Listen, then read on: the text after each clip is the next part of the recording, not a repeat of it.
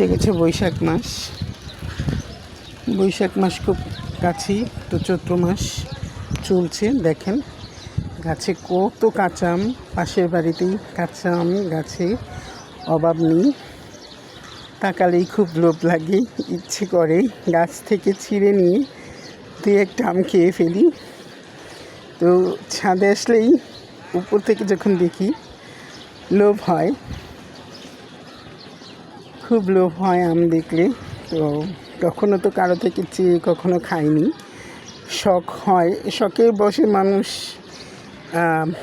চেয়ে থাকে, বাট আমি কখনো কারো থেকে কিছু চেয়ে খাইনি এখনও।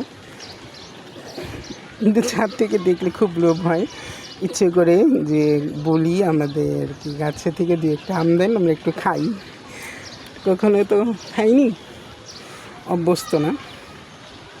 তো আপনাদের কি আমার মতো এরকম লোভ লাগে?